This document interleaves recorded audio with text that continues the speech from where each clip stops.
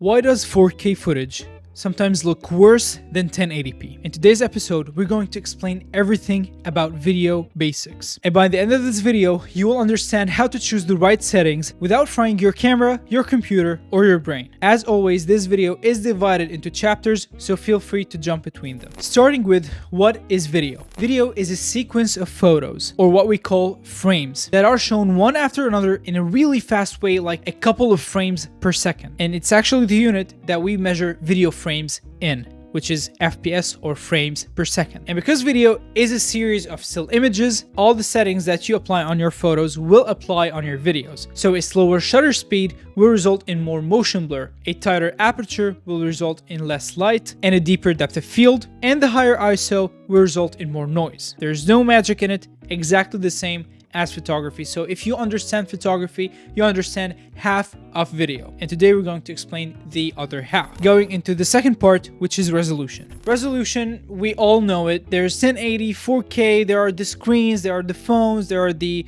computers, there are the YouTube resolutions that you can watch in. All of them are well known. We have 4K, 1080p, 720p, 480. We have all of these numbers. But what are these numbers? They are the amount of pixels that are in your frame. They are usually measured in width by height for landscape, and for vertical, now for social media, it's height by width. So let's say a 1080p image is 1920 by 1080.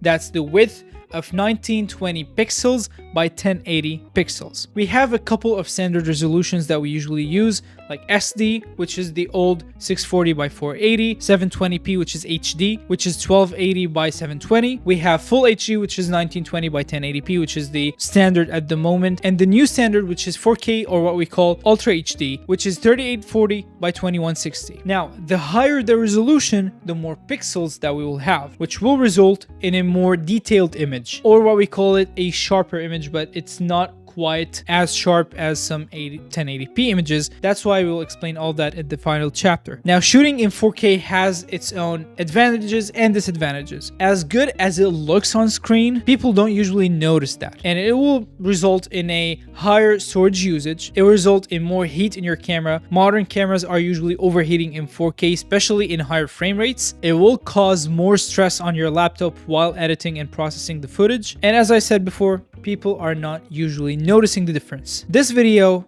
as you can see on YouTube, is 4K, but it's actually recorded in 1080p. You, as the viewer, did not notice that, and you wouldn't notice that if I didn't tell you, because this video was shot in 1080p but exported in 4K, and we will talk about that later in the video. So do we have to shoot in 4K, or is it always better than 1080p? As I said before, we will explain that in the final chapter, so stick around to watch that. But for now, as I'm speaking, 4K is the new standard. Some creators are using 4K for social media. People would not usually notice because screens that we are using are not 4K. Even if you set your phone to 4K, it's not 4K. And the human eye will not notice the difference between 1080p and 4K, especially with the online compression. And we will talk about also later in the video. Now, next up, we have color depth. This is one of the hardest concepts in videography. If you understand this one, you are ahead of most videographers. So bear with me. Sometimes you hear 8-bit and 10-bit, and 422 and 420 and 444 and all of these numbers.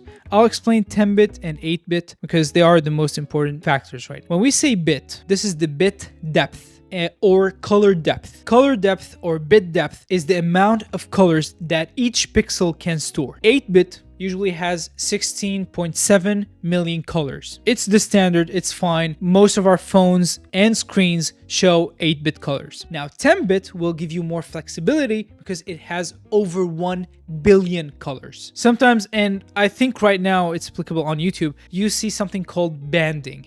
Banding is whenever you have a gradient of colors. Now it's like moving from magenta or purple into white. The gradient will have some bands in it, separating each color from the previous one. So when we're moving from deep purple to white, you will have like 5 or 10 bands. Each one of them have a certain color. That's when we use 8-bit, because it doesn't have all the colors between the bands. But when we have 10-bit color depth, we have way more colors, so it will show all the colors and merge these bands and show us a smoother gradient and not show any banding. We can see this banding afternoon, the sky, when there's like a couple of colors, you'll see each color in their own band. We will see it in gradients when we're using RGB lights, and it doesn't usually look professional or good. It is one of my love-hate relationship stuff that's going on with YouTube. They compress the image to 8-bit, so even if you're editing and exporting in 10-bit, your footage will have banding on YouTube. Sometimes, not always, depending on your background, depending on the amount of colors that you have in your shot. They have to compress it to show it to you in a smoother way, to not have any buffering whenever you're watching the video on their site or app. Now, if your video looks bad, it's not because it's shot in 8-bit. I shot 8-bit most of my life, and I view my videos in 8-bit online. I've never seen a bad video because it was shot in 8-bit, but I've seen a lot of bad videos because they were shot in log and color graded in 8-bit. Log is shooting in the gray mode. We will explain in a later video, but this is the more professional approach, and you need to use 10-bit whenever you're shooting log. Do not shoot log and set your camera to 8-bit. This is a crime.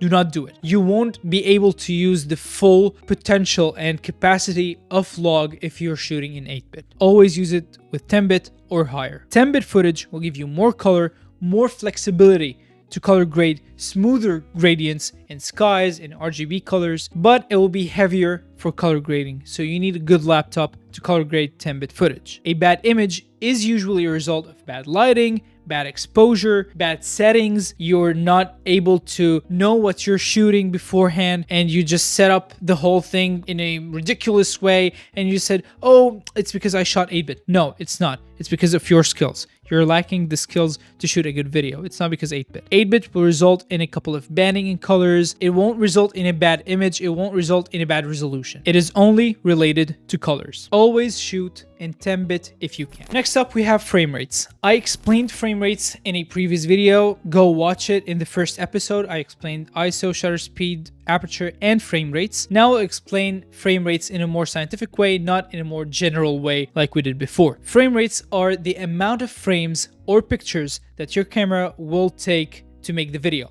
So we have the standard 24 FPS, 25 FPS, 30, 50, 60. So we have a couple of common frame rates, which are 24 FPS for cinematic, neutral work.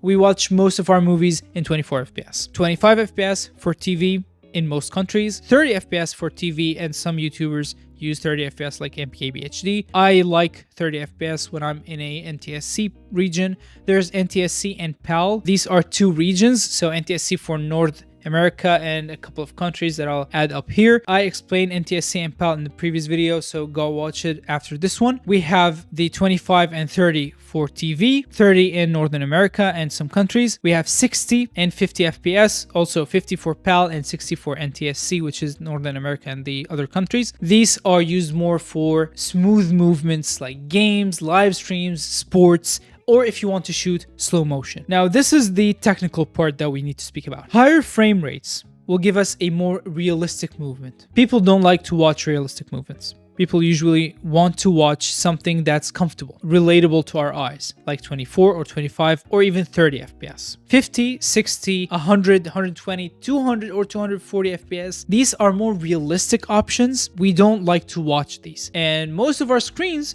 don't give us the ability to watch them. Now with frame rates, we need to be intentional with our choices. If we're shooting in 24 FPS, we need to edit in 24 FPS. We cannot shoot in 24 and edit in 30 because our editing software and NLEs will not divide the frames in an equal way. So there will be a lot of jittering and stuttering in our video. What we want is a smooth video like the one you're watching right now. The video you're watching is in 25 FPS. As I said, I'm in a PAL region. That's why I'm shooting in 25. If I want slow motion footage, I shoot in 50 FPS and slow it down to 25. If I shoot in 100 FPS, I slow it down to 25%, which goes back to 25 FPS. You don't want to mix and match a lot of frame rates unless you're intentional about your choice. Unless you're knowing what you do, just try to stick to 1 or 2 frame rates. One of them is the normal one, and the second is double or 4 times the frame rate. You should also know that higher frame rates will use more data, more processing power, more heat on your camera. It will be heavier on your editing software and your laptop. So you need a more powerful laptop to edit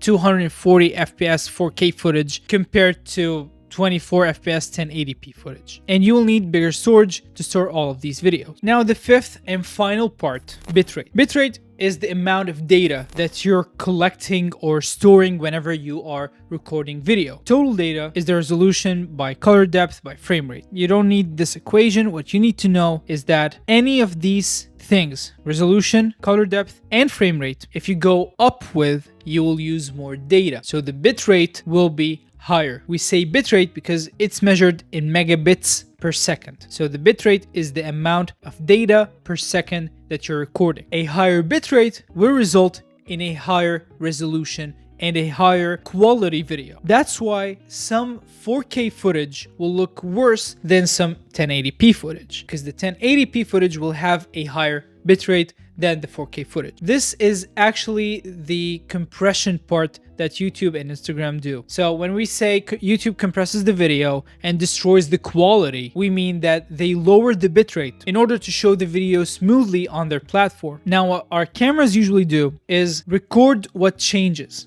Let's say I'm moving my hands, the wall is white and it stayed white the whole video. It won't record the pixel every single second. It recorded every couple of seconds. It will see, is there anything changing? If there is, it will keep recording, or it will record more of this pixel. If it's not, it will keep it the same and record every other second. That's why action footage will look worse than static talking head footage. Action footage will have a lot of movement. All of the pixels are moving. That's why the video will be more compressed. So if you lower the resolution, especially on action cams, you will have a better quality video in 1080p or 2K than 4K, because sometimes your camera will not have the processing power to process the higher data amount that you're recording. As I said, it's measured in megabits per second. So in real life situation, let's talk about YouTube. YouTube recommends 35 to 45 megabits per second whenever we're recording 4K. In 1080p, you can go as low as 8 megabits per second. My camera can record up to, I think, 160 or 140 megabits per second in 4K, but we compress it down to 35 to 45 because YouTube will compress it either way. Why should I have a video that's using triple the amount of data than the exact same video that will be compressed by YouTube? It's okay. If they will compress it to show it smoothly, I'm okay with that. I will compress it myself and upload it to them in the right settings. And that's actually what we usually do on Instagram. We usually upload between 15 to 20 megabits per second. On YouTube, I usually do 25 to 30 on 1080p, or on 4K, I will do 35 to 45 megabits per second. These are the settings that I use. Try out the other settings, search online what other creators are doing. I'm comfortable with these settings. I'm using them. If you want to copy them, it's okay. I'll write them up here. You can just copy this, screenshot it, and use it on your own videos. Whenever I can, I will always export in the highest bitrate possible. If I'm showing the video in a cinema or in a big screen, I will export in a higher bitrate to get all the resolution without the compression. Why would I compress it if my screen can show it to the people that they are watching? So in conclusion, a 1080p footage that has a higher bitrate will look way better than a 4K footage that has a lower bitrate. Sometimes we shoot in 4K and we export in a lower bitrate by mistake. We do 3 megabits per second instead of 30. That's when we will get the worst 4K footage ever. When we do 1080p in 90 megabits per second, it will give us way better results than a 4K footage that's recorded in 35 megabits per second. Even though we have more pixels, but they are compressed. The image is usually more compressed and will give us less details. Now, to sum up, you should be intentional with your choices. You should understand the trade-offs of every setting that you're using. If you're using a higher bitrate, a higher frame rate, a higher resolution, you should know that your camera might heat up faster, your computer might heat up faster, and you would need to use more storage to store the footage and to edit it on your laptop, or if you're using an external SSD. You should not mix out your settings. Do not shoot half of your video at 8-bit and half of it on 10-bit. Do not mix and match settings. Just stick to the settings that you need. Set them up before you go to the shoot. So whenever you go there, you don't use the settings that you use on your previous shoot because it might be different. And you know what settings you're recording in and what the settings that you are going to edit in. Some projects might require 1080p. Some projects might require 4K. You should know the resolution, frame rate, bitrate, and bit depth or color depth that you're going to shoot in before going to the shoot. And one of the most important settings that you need to set is white balance. We are going to discuss this in the next video, so subscribe to watch that. Comment down below if you have any questions and give this video a like if you liked it. Share it with your friends because this course will be totally free on YouTube. No paywalls. I won't have any Patreon or anything to force you to pay in order to watch the rest of this course. You will have it totally for free. So you can help us by liking, commenting, subscribing, and sharing it with your friends. And I will see you in the next episode.